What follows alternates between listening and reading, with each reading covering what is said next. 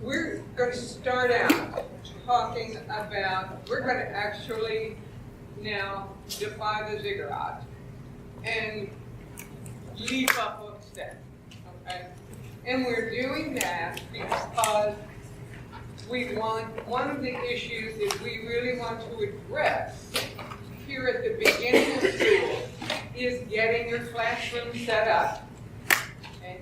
And then making those necessary plans. Now, we're going to pretty quickly get to the other issues, but we want to, in our first days, we're going to be talking about structure and visual support. So that's what I'm going to be hitting on just real briefly here during this time. Now, how many of you have had previous project access training? Okay, so a bunch of you have been. How many of you have been through what we call the WAS, the Working with Autistic Students in School? Okay. How many of you have been through our more recent iteration of that we call Core Principles, just in this past year? Okay, we haven't had that, but you will have had something. Sorry. Okay, that's all right. Okay, well, while we're still doing that, I'm just going to show you what books you're going to get. Okay. You're going to get the ziggurat. You're going to get Uniquely Human.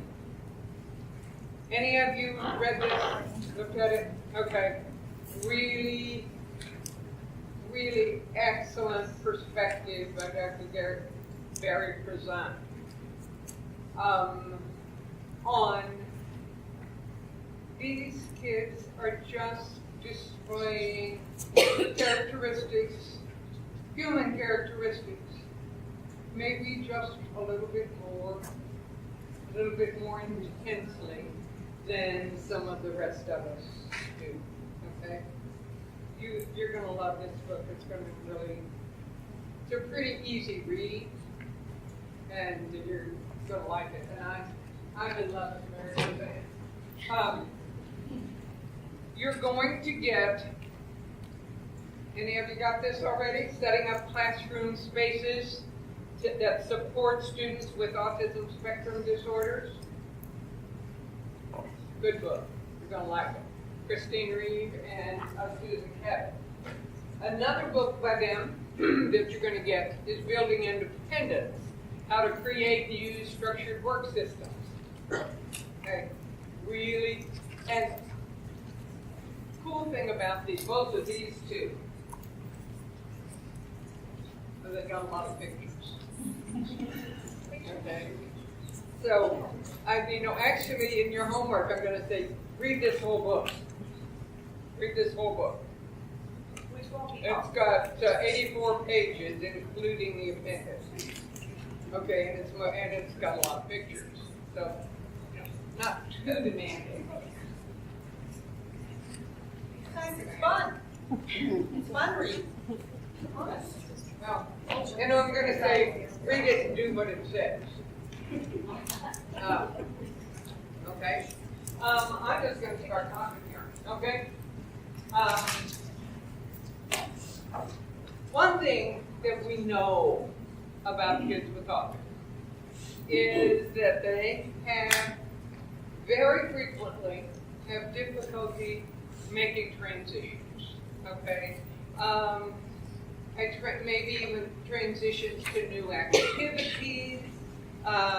We think part of this is due to their difficulty in understanding spoken language.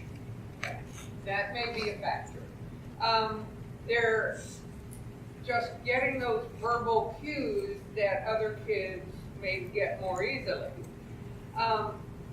But another thing I think that goes on there is their difficulty in their anxiety that is provoked by their inability to pick up on the cues on what's going to be happening next. Almost all of us, when you came into this room today, okay, how did you know where you were supposed to sit?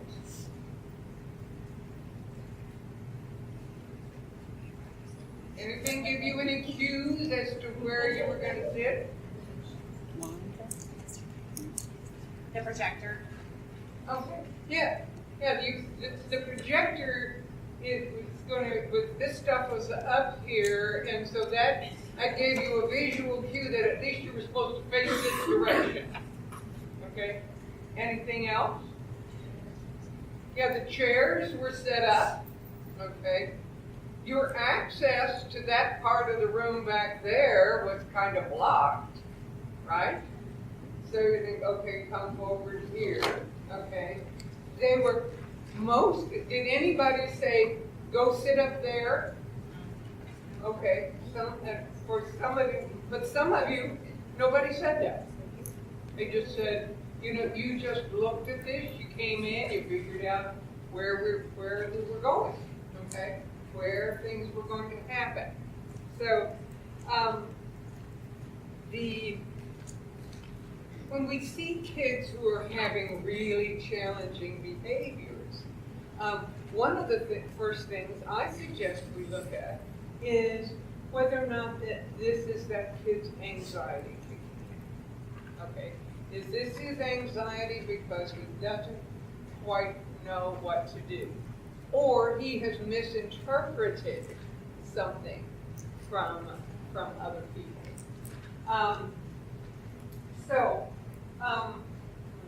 This.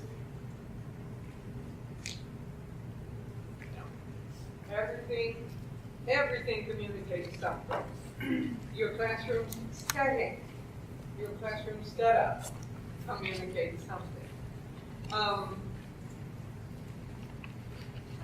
Challenging behavior is sometimes the only way that a kid on the spectrum has for telling us how he perceives the world.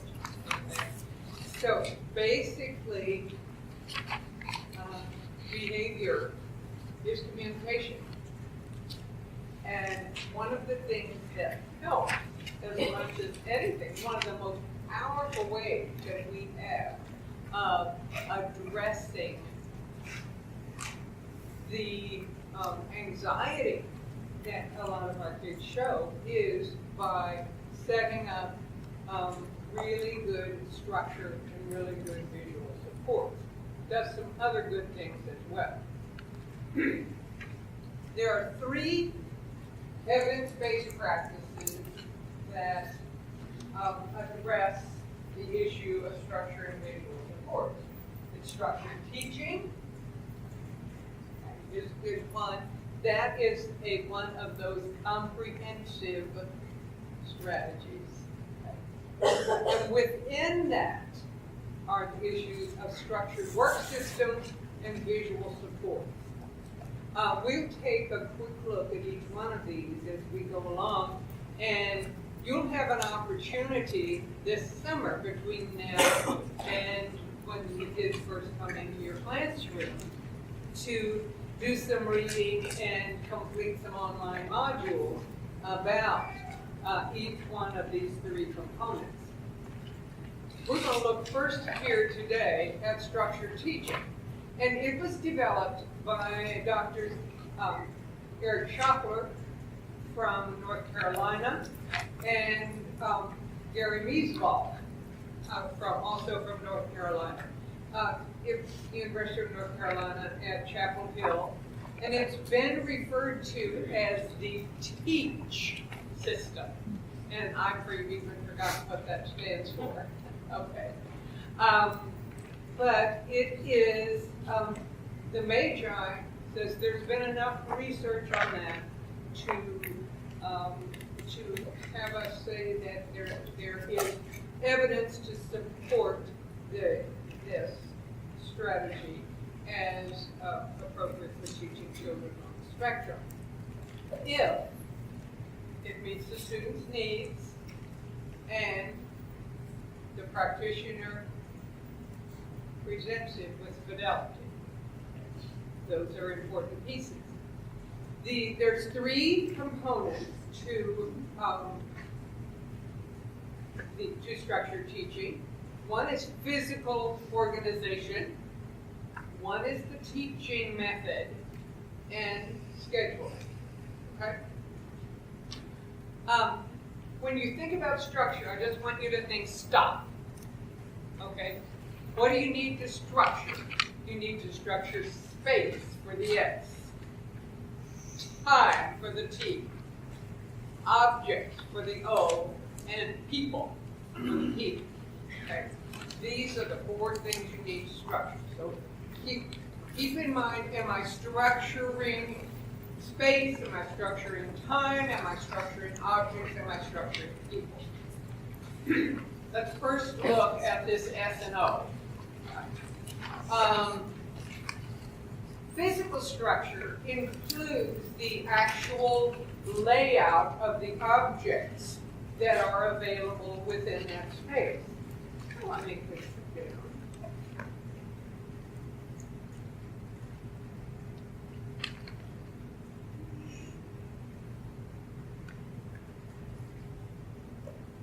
Okay. You know, it's about your furniture. It's about your shelving.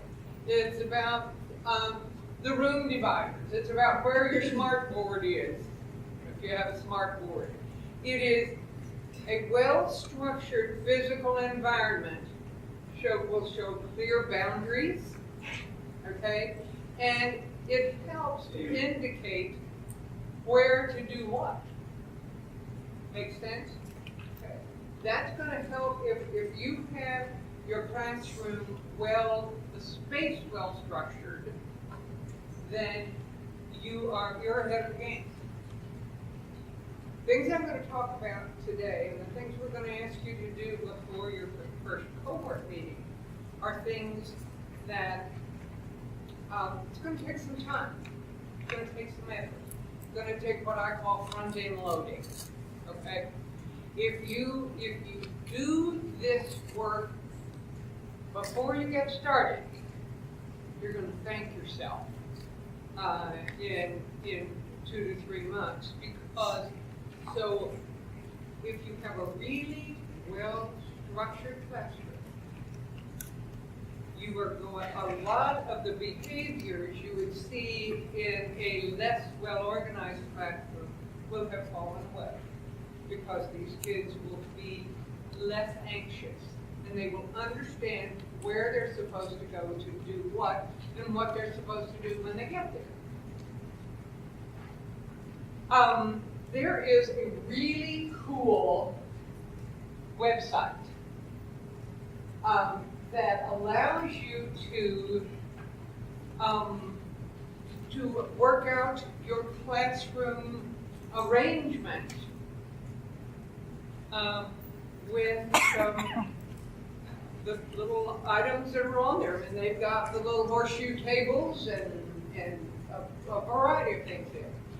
Now, if you want to, Susan and I are kind of dinosaurs, okay? And we tend to like to use grass paper and little cutout pieces to represent the furniture, and that's okay.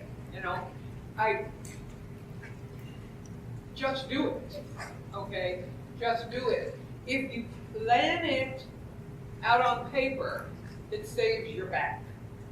Okay, you don't have to move things as much.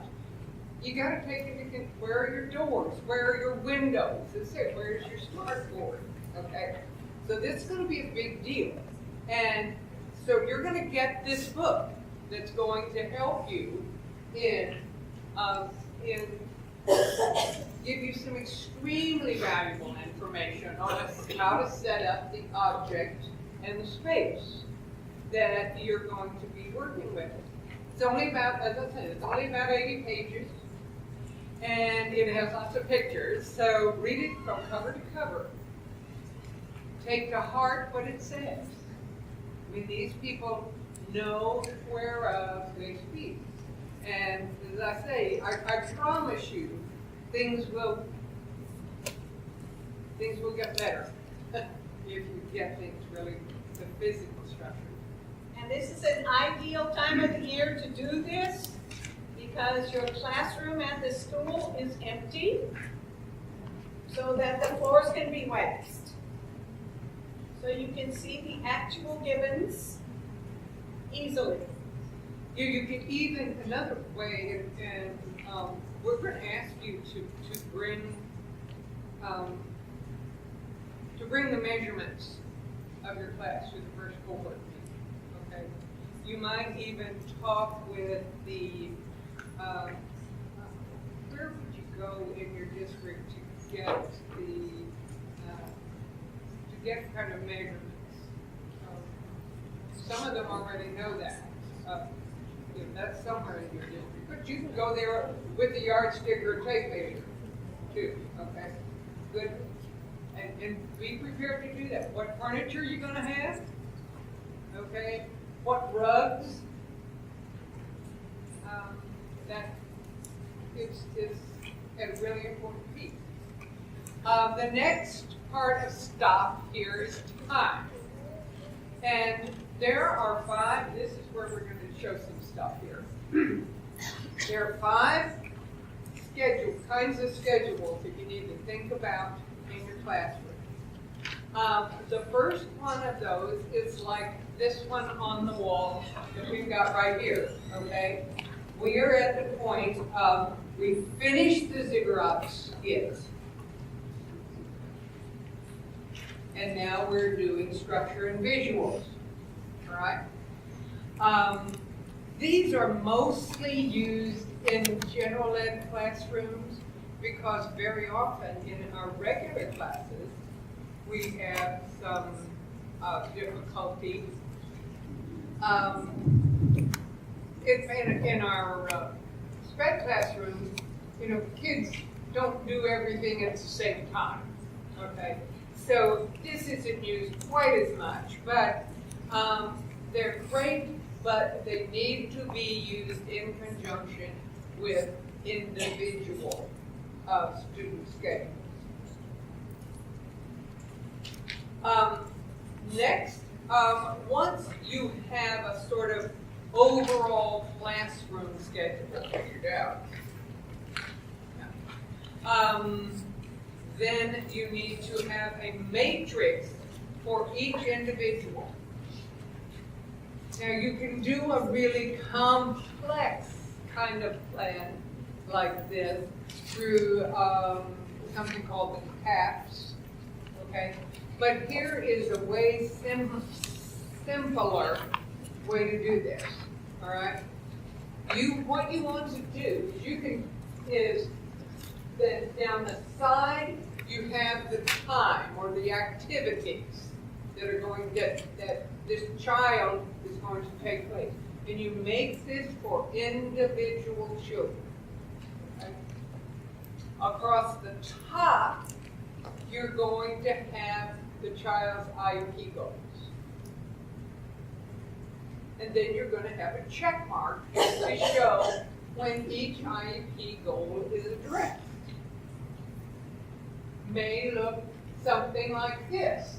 Now, what you want to avoid are things that have no check marks all the way down, okay? You see the one that has only 2, and that is one-to-one correspondence. That's fine. Maybe you don't have to address that all day long every day, but you need to know it is being addressed. Okay? And on the other hand, if you look over here on the side and you see some activity or some time, and there's no IEP goal addressed during that time, you might want to think about whether or not that is something that you want that kid needs to be doing. There was a woman who was one of the kind of grandmothers of really big name in autism when I first got involved in autism. And she suggested at one point that every child with autism ought to be issued a t-shirt. And on the front of it, it should say, "Don't waste my time." And on the back of it, it was, "Don't teach me, don't stop." Okay? So we need to think really seriously about how we are spending that child's time. Because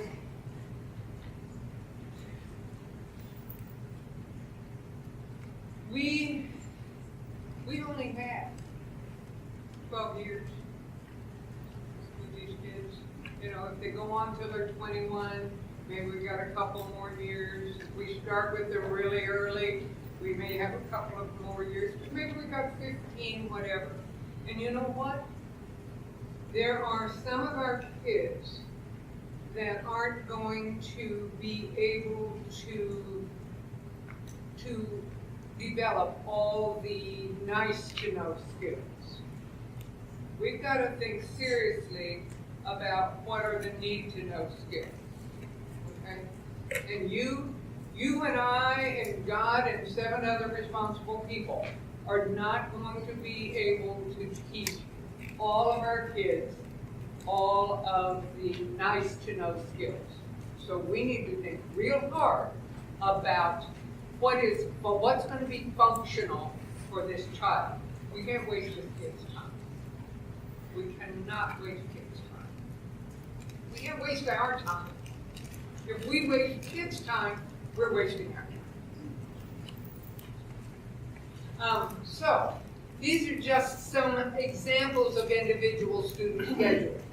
The next type of schedule we're going to talk about are individual student schedules. And you've all heard about this before. I'm just going to show you some examples. As far as possible, these schedules should be flexible. And that is, you don't have them laminated. I mean, the items on it laminated, because schedules change. Okay, the order of events in your classroom changes. And if you have your daily schedule laminated, how are you going to show the kid that the music teacher is not going to be here today? You're going to go, instead of going to music, you're going to be going to art. And you have to be able to show that. They need to be ordinarily, need to be portable. Okay? If I am in gym class and my schedule is hanging on the wall back in my classroom, how do I know where I go after gym class? Other than what I've memorized. And what if today I'm going to go somewhere other than where I have typically gone? And they all need to be student specific. You don't want to spend your, it's not necessary that the schedules for every child in the group look the same. In fact, one may need one that looks like this one, okay? And one may need one that looks like this. This kind of flip book, and it's harder to get these kind of grandma's brag books anymore because silly old grandma's got her pictures on her phone now. Yeah. Okay, and there's nothing to say you can't do one on an iPad Mini for a student that he goes through. But these symbols, these particular symbols, are made with Mayor Johnston Board Maker. Notice there's a clip here that is to help the to show when an activity is completed. And so when the book is open, I see I really have a first then, or a first next kind of schedule going. Okay. And this one was used in a kindergarten and first grade classroom for a child who had been using all of these symbols in preschool. What was learning to read? Okay, so we have the symbol and we are putting the words along with it. And here's our little vis-a-vis marker with which that student is learning to check off. Okay, you see how it's getting a little bit more adult-like as we're going along. This one, again, this is part of the merit of having vertical cooperation within your district. Because kids at the elementary, some kids at a kid at the elementary level who've been using this schedule now is in middle school and is using, again, an even more adult-like. This looks very much like the schedule that other kids in the middle school are using. This kind of schedule might be one of those. I'm sorry, I'm moving around my. That's all right. This is like a sort of hourly schedule for an 8th grader who spends some time in a life skills classroom and some time in general ed. And it shows her the order of activities within each hour of the morning.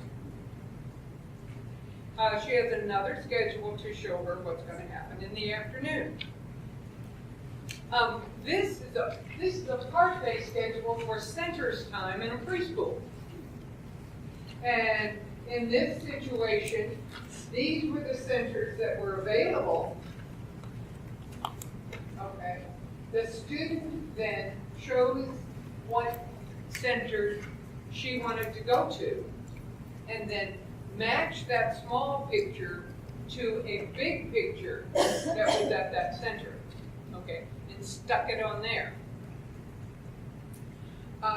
If there was no space there for her to stick it on, she needed to put it back on her schedule and go to the next one she chose.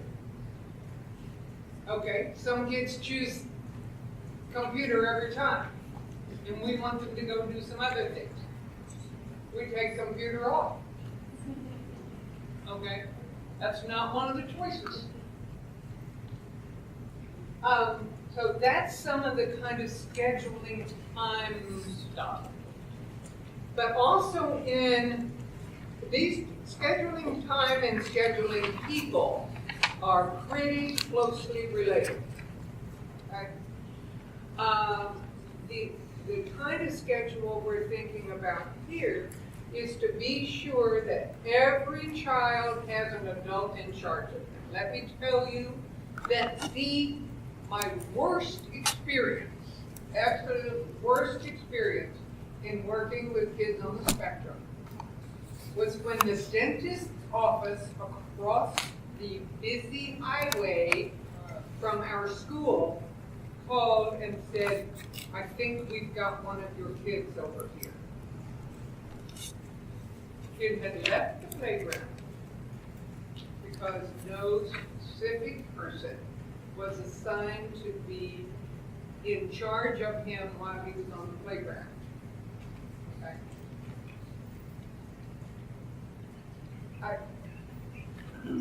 I can't tell you how terrified we were. So that's the primary reason. That every child has an adult working with them at all times.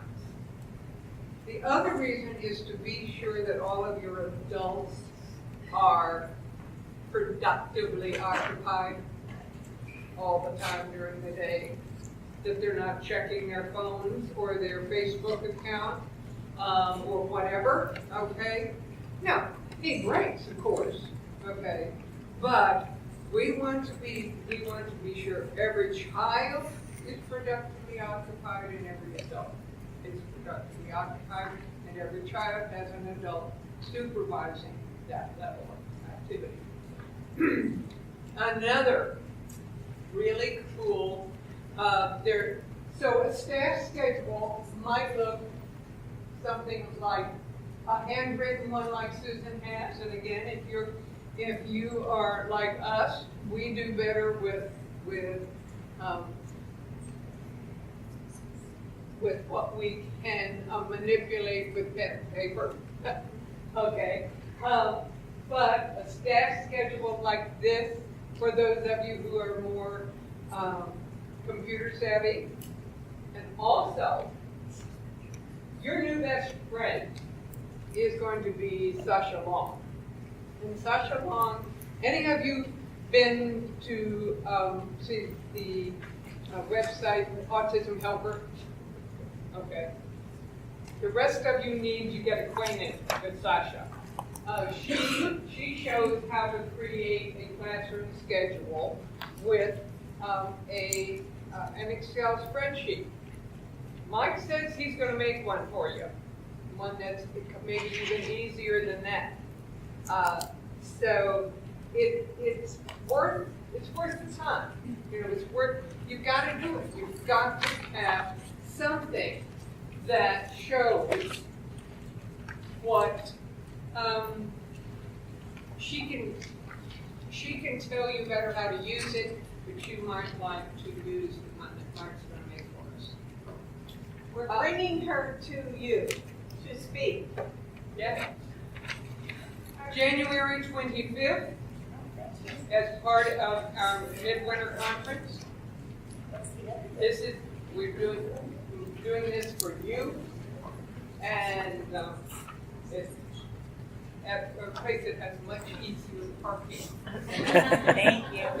It is going to be in Springfield, so some of you may have further to travel, but you'll like it. Full day schedule for all students. It gives an overall view of the class day. It's probably the least important of the schedules, but still a good idea to have. Get a good number of ways. Now, I want to talk a little bit. So there we're talking about just what needs to be structured. Now we're going to talk about structured work systems. Are any of you already using a structured work system for individual students in your class? Good, you're going to start.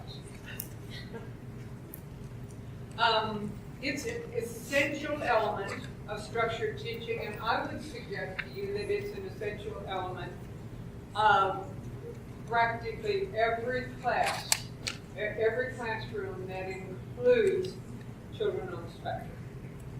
It's an evidence-based practice in its own right. The student, basically in this, the student checks his schedule and follows an established work system. It is not there to teach the child a skill other than the system itself. The function of a structured work system is to teach the student to work independently. And let me tell you, when you have set up structured work systems for your kids with autism and taught them to use them, you will say, "Thank you, Edna." Okay? Because your life will get easier. And so will theirs. Yeah, The kids. and they will become more independent. Division Teach says every child with autism ought to have a structured work system that he can utilize by the time he is, guess how old? 10. Okay, we're not talking about this just for high school kids. This is starting early on.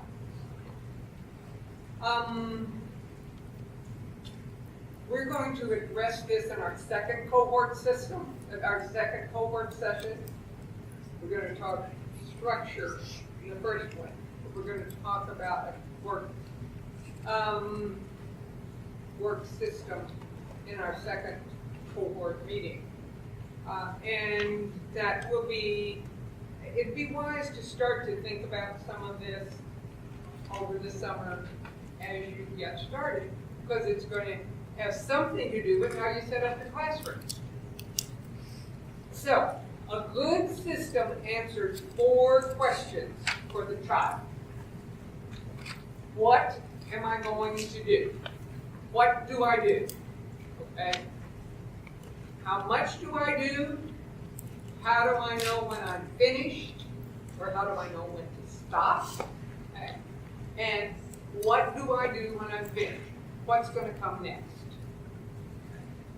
Wouldn't that be wonderful if the kids in your classroom kind of knew what they were supposed to do and how much they were supposed to do and when they were supposed to be finished without you trying to tell them? And remember, they don't have the world's best control of spoken language, receptively or expressively.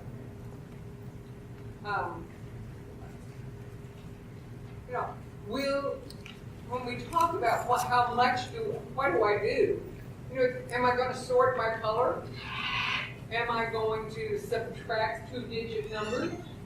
Am I going to make a bologna sandwich? What is it I'm going to do? And then how much of it am I going to do? How many bologna sandwiches am I going to make? Okay. How will I know when I'm finished making the bologna sandwich?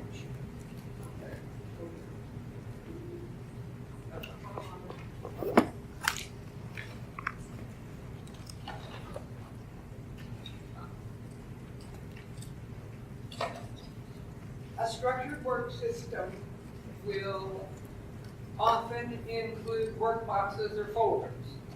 Now, isn't this tidy looking? They got all these nice boxes and they're all the same color and whatever. Doesn't have to be that, It can be shoe boxes. It can be coffee cans. It can be whatever you find, okay, to do that. When there isn't enough room or it doesn't seem appropriate, you don't have to have a system that looks like this, okay? You can have an individual system for a child. Might be something that works like that. Susan, kind of show them how that might work. Okay, you've got an individual mini schedule for a child. It is the success or whatever label goes with the group of things he will complete. Okay? Okay, and then he follows the mini schedule. He does the first drawer first, finishes, puts everything into the finished box. Then the third drawer, same way, takes that away, puts it in the finished pocket. And to move over. Okay. Then 3, 2, and he knows that he's finished when everything's gone and he goes to art class. Okay? All right. There'd be really you will get some very detailed ideas on how to set this up from the structured work system book. Okay.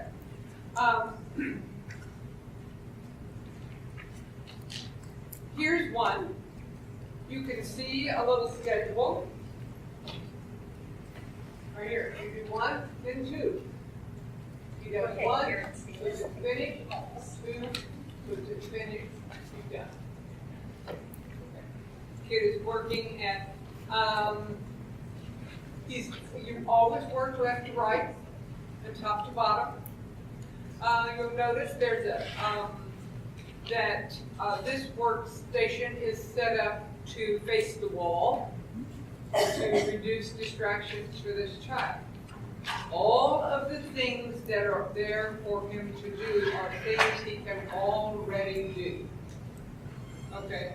We're not teaching him something new. He's going to do what we're teaching him is the system. Here's another, okay? That thing he's supposed to do is go to independent work. Okay? See it? Yes. And that's on the left because this is a reading activity, right? And he chooses the first folder, does the work. There's the worksheet, get your work here, put it in the finish box. Go to the next one. I'm sure that you recognize this, Karen Carter. I did. Uh-huh. Maybe a million years ago. Okay, puts it in the box, does the last folder, and she knows, oh, no more folders. Look at the icon, it says go to homeroom. Okay? Done. Okay. What we see on the screen here is an independent workstation that includes a carol, again, to prevent distraction. And rather than getting something from a box or a basket, the student completes work from the tasks in the folders to her left. Don't think of them. Way more. You just get some folders here, or whatever Susan had like this, okay? This is the system which, when learned, the kid learns this system. He can go into a gen ed classroom and do work that is presented to him within this system. Make sense? Okay? This system could easily be transferred into a gen ed classroom. This is the picture of some high school students who are working on independent tasks. And the numbers on their work baskets, okay, are probably coming from a shelf like that one I first showed you. And these guys have learned over time to work in proximity to other people.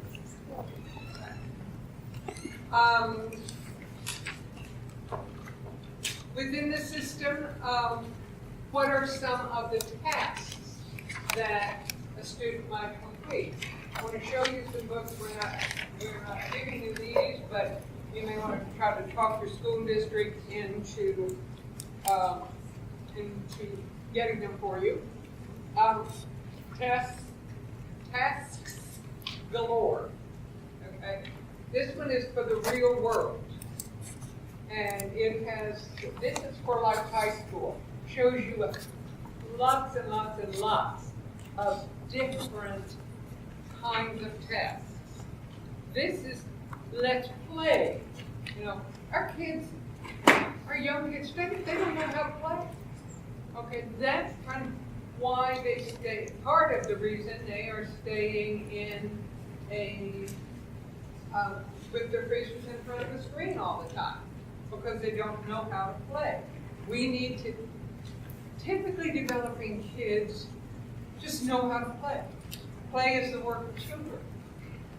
But many of our kids don't know how to play. We need to teach them. Then we have tasks galore. This is the very first one of the tasks galore books, and it just shows you a bunch of pretty simple tasks that you can use. How am I doing on time, Tara? You have a little over 10 minutes. Okay. Yeah, not quite 10. You've Okay. got a little over that. This is a very simple play test. Okay. It is. You can see that the task strip gives instructions on how to play an extremely simple building and driving activity. The student builds a little bridge and then drives the car through it. The one that Susan's going to show you is an equally simple learn how to play task.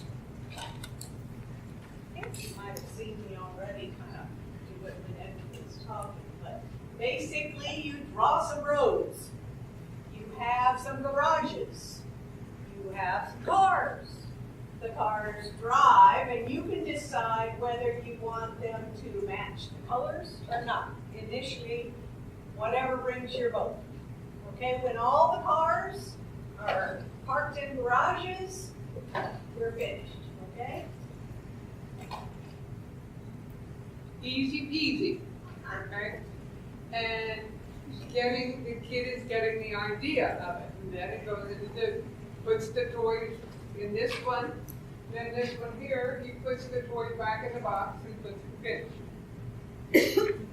This is an example of a work task that can be used by students who are first learning to use the system. It's got a little jig there. You can see where he takes,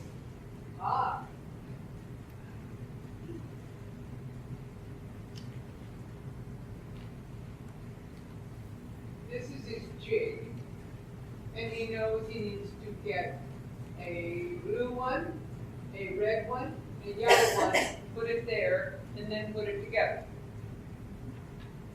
An important part of a work system is that the child, as part of it, learns how to let you know that he's finished. Okay? Have you maybe come check his work? Important part of it, don't forget that as part of it. This is a simpler, but slightly more sophisticated task where he's got some basketball erasers and he puts the number, and you can't see the numbers on this very well, but he might put 3 in the first one, he would put 10. Well, I keep doing that, I'm so sorry. He would put 10 in there.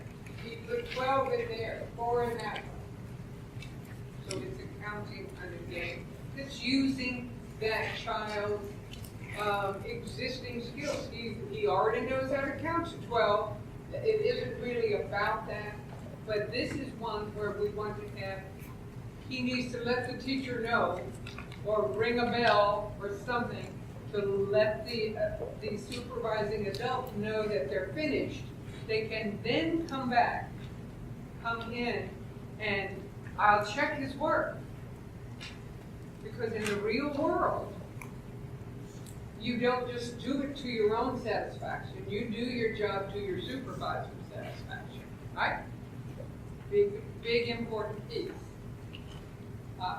Another play activity, kind of what we would call jars.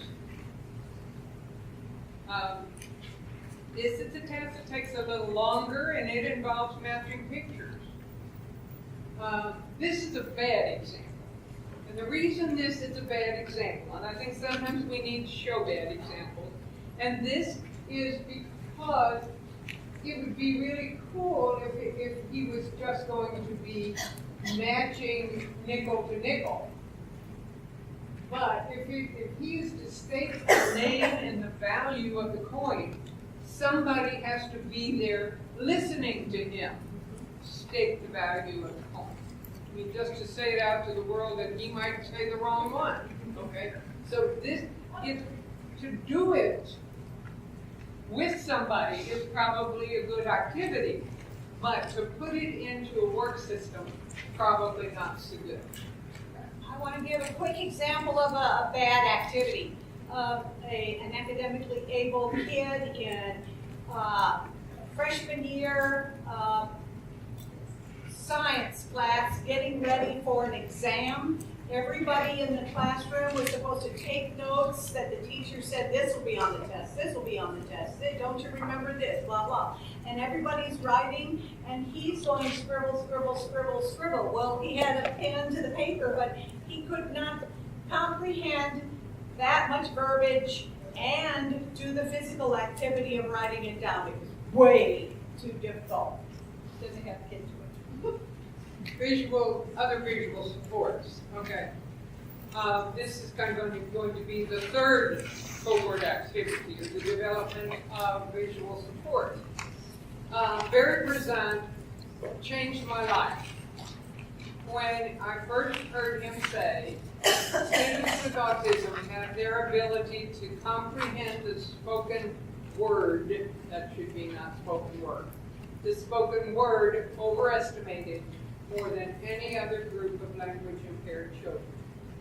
I came out of my original work, I came out of speech pathology, okay?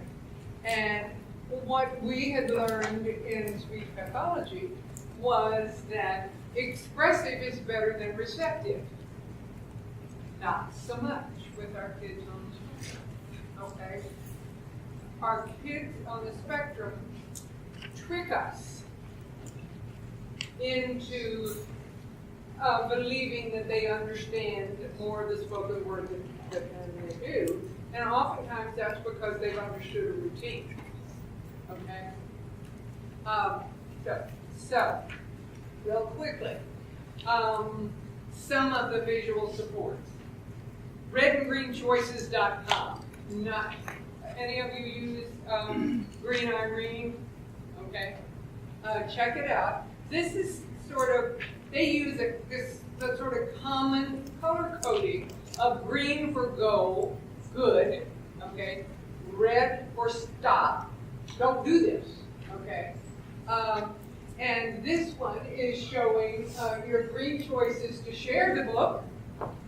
The acceptable behavior is to share the book.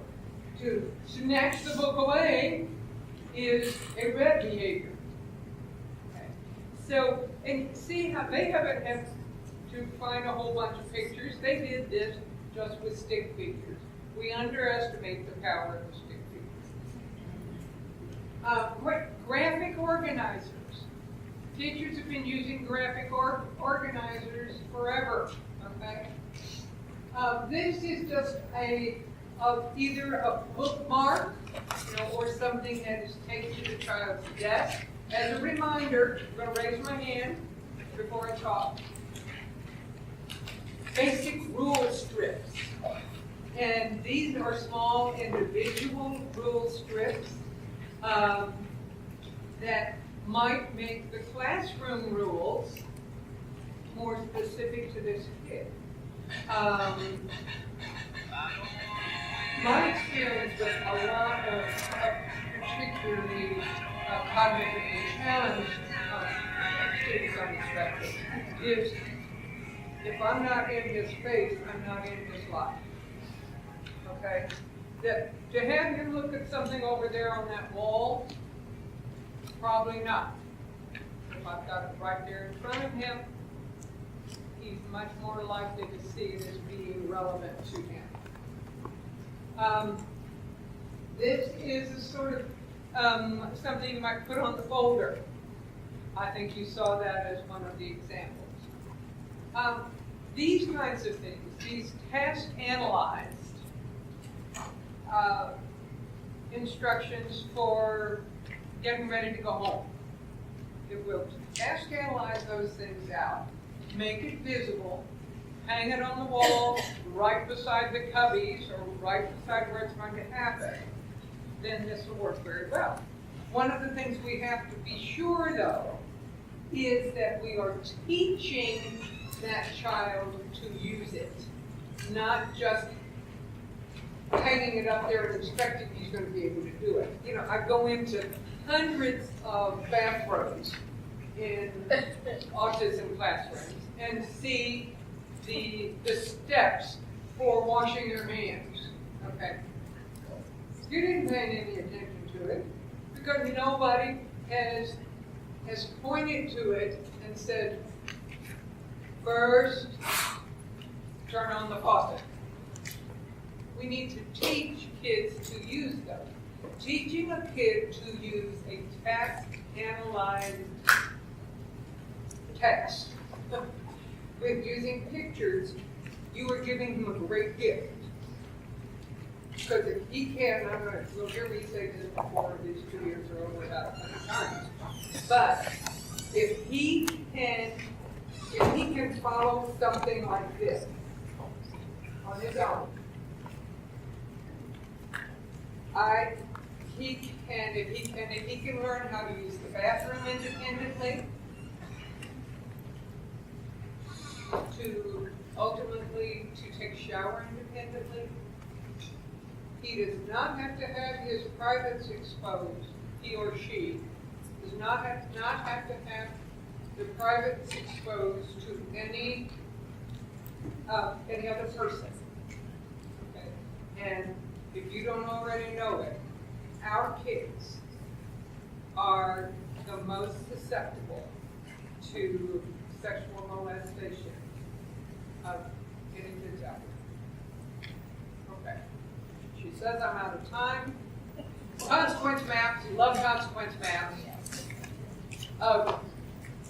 Comic strip conversations, social stories, they're visual supports. Lanyard visuals, love lanyard visuals. I've got to have them, okay? But thought to live by is really talk less, feel more. You probably got more out of seeing these pictures than all of the words you think about. So remember, stop. Okay, I'll stop. I do, okay, you want to do one more thing. And then, I want you to go to Autism Helper and read and check out her, I think it's a YouTube thing on how to set up a stellar class. Okay? All right, I'm out. If I can figure this out.